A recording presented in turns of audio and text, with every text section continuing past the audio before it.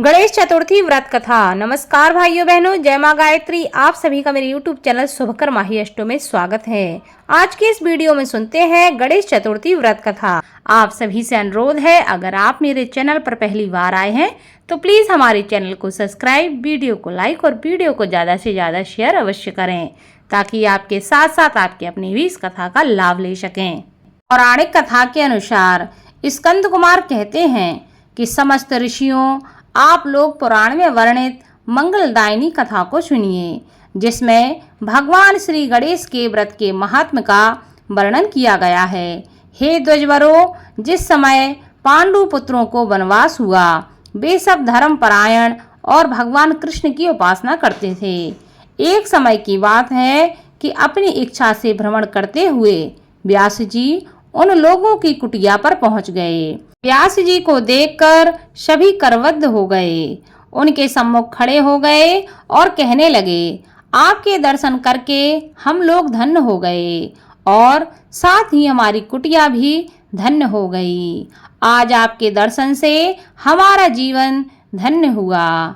आज हम लोगों का सब कुछ सफल हुआ, क्योंकि आज हम लोगों ने आपके दर्शन प्राप्त किए हैं। आपके दर्शन मात्र से कष्टों का निवारण हो जाता है। आपने मेरी कुटिया में पदार्पण किया है, अतः हम लोग आपका स्वागत करते हैं। हम लोग राजयुत होकर भी आज अपने आप को धन्य मान रहे हैं। ऐसा कहकर पांचों पांडव, भीमसेन, युधिष्ठिर, अर्जुन, नकुल और सहदेव उन्हें प्रणाम करके उनके सामने खड़े हो गए। पाद, अर्घ्य, आचमन और आसन प्रदान करके द्रौपदी ने हाथ जोड़कर उनसे कहना प्रारंभ किया, हे मुनिवर, मैं राजरानी होकर भी दुर्योधन की भरी सभा में केस पकड़कर अपमानित हुई और वनवासिनी बनाई गई। अब मैं क्या उपाय करूं जिससे हमारे सभी क्लेशों का शमन हो जाए तथा हमारे शत्रुओं की पराजय हो जाए। इस प्रकार युधिष्ठिर द्रौपदी के संकट नाशक उपाय पूछने पर सर्वज्ञ व्यास जी ने कृपा पूर्वक उन्हें उपाय बताया। हे महाराज, इस प्रकार संपूर्ण विश्व में आपके जैसा कोई दूसरा धर्मात्मा नहीं है। मैं आपसे ऐसे व्रत का वर्णन करूंगा जिससे आपके समस्त दुखों और कष्टों का निवारण हो जाएगा। इस व्रत शुभदायक, फलदायक, दिव्य और पृथ्वी पर सभी मनोरथों को पूर्ण करने वाला है। इस व्रत के करने से विद्यार्थियों को विद्या और धनार्थियों को धन का लाभ होता है। इस संबंध में एक प्राचीन कथा है जिसका मैं तुमसे वर्णन करता हूँ। युधिष्ठिर, उसे तुम ध्यान से सुनो। प्राचीन समय की बात है। सतयुग में चंद्रसेन नामक एक राजा थे। वे अपनी रानी के साथ दीक्षा लेकर परिवार के सहित रहते थे। वे अपने स्वजनों, उनके पुत्रों एवं कुटुंबियों के साथ अपना जीवन आनंद पूर्वक व्यतीत कर रहे थे। सौभाग्य से उनकी रानी बहुत ही गुणवती तथा पतिव्रता थी। हे राजन, युधिष्ठिर उनका नाम रत्नावली था।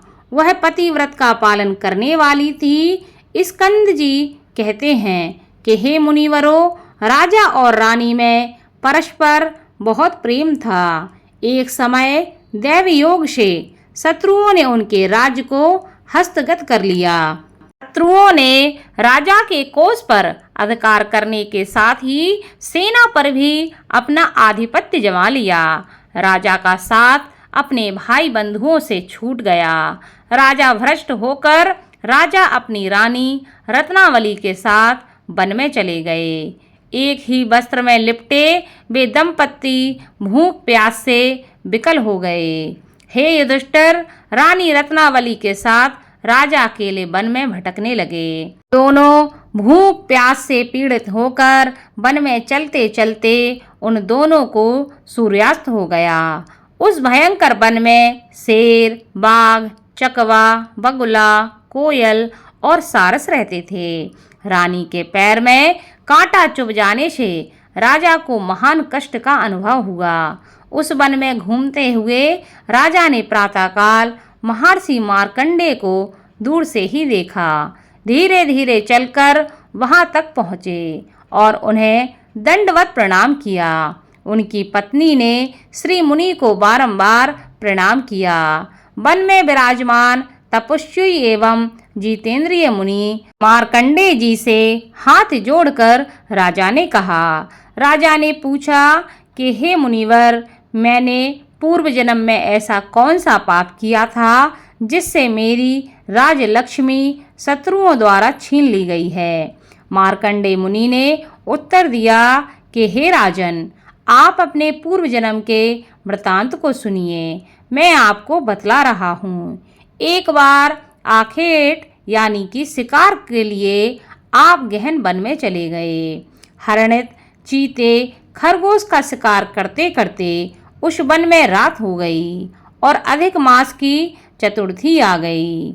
उस वन में आपने एक सुंदर सरोवर देखा और उसके किनारे लाल रंग की साड़ी पहने हुए नाग कन्याओं को देखा। वे सब गणेश जी की पूजा कर रही थीं। यह देखकर आपको बड़ा आश्चर्य हुआ।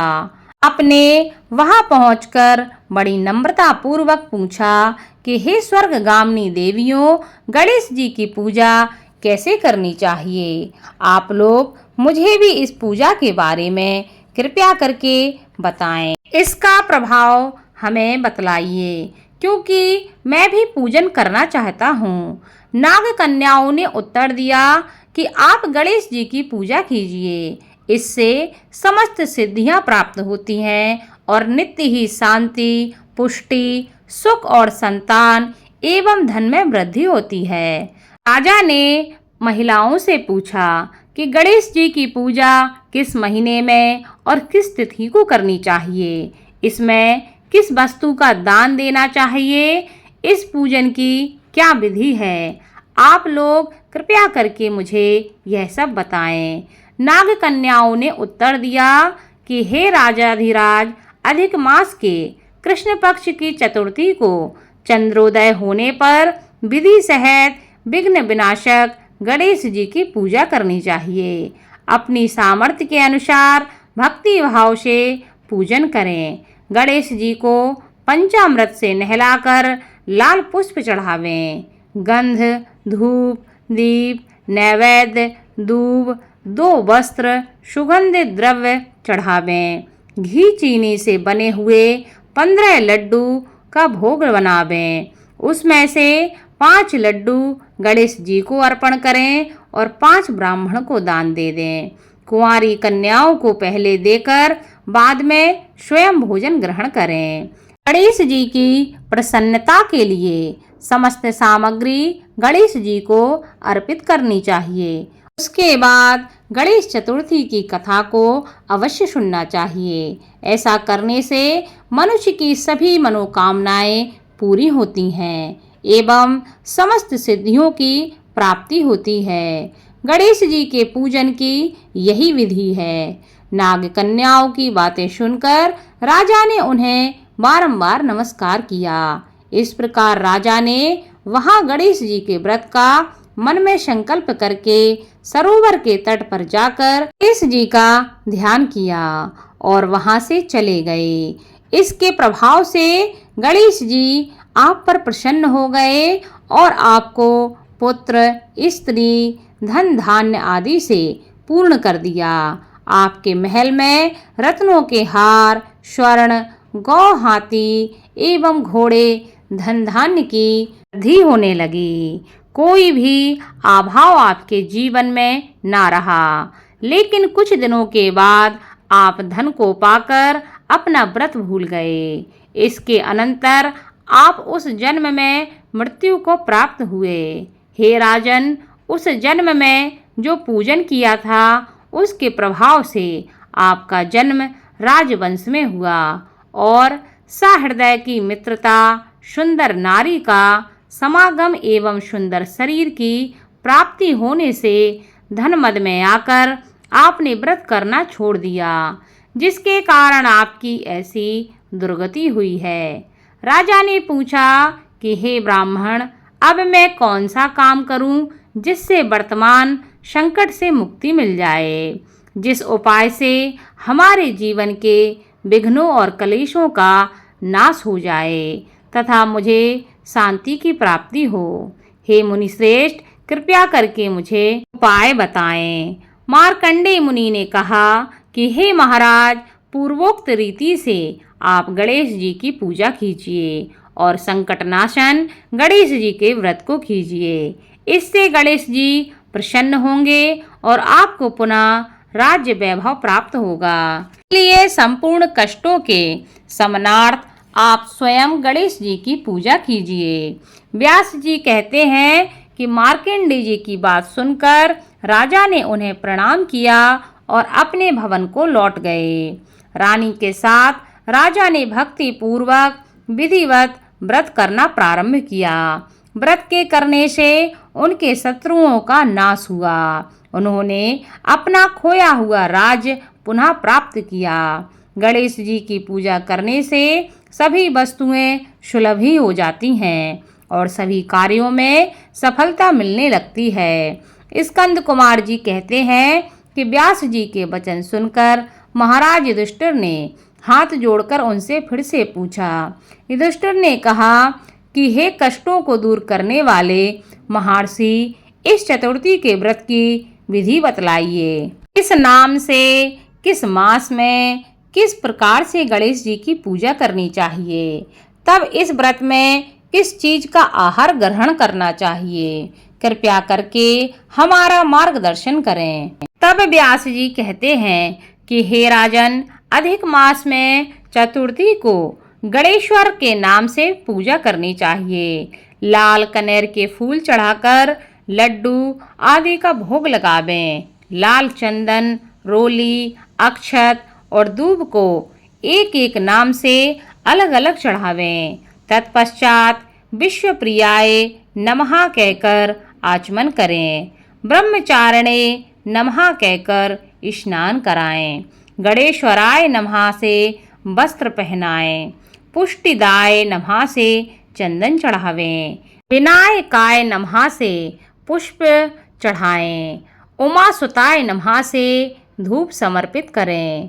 रुद्रप्रियाय नमः से दीप समर्पित करें। विघ्ननाशिने नमः से नैवेद्य अर्पित करें। फलादात्रे नमः से तांबूल चढ़ाएं। संकटनाशिने नमः से फल चढ़ावें। इसके बाद विघ्न विनाशक गणेश जी से प्रार्थना करें कि हे सुंदर मुख वाले गणेश जी, मैं भव बाधा से ग्रस्त एवं भय से पीड़ित और कलुषों से संतप्त हूँ। आप मेरे ऊपर प्रसन्न होइए। हे दुख दारिद्र के नाशक गणनायक जी, मेरी रक्षा कीजिए।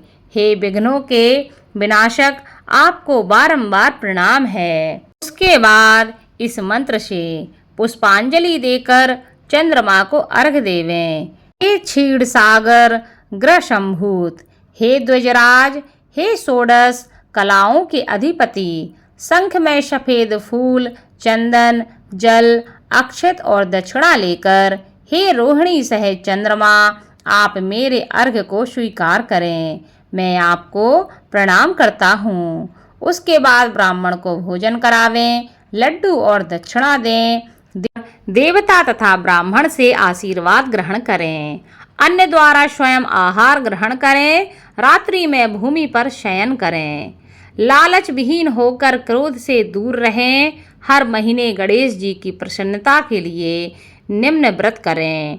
इसके प्रभाव से विद्यार्थियों को विद्या, धनार्थियों को धन प्राप्ति होती है एवं कुमारी कन्याओं को सुशील वर की प्राप्ति होती है।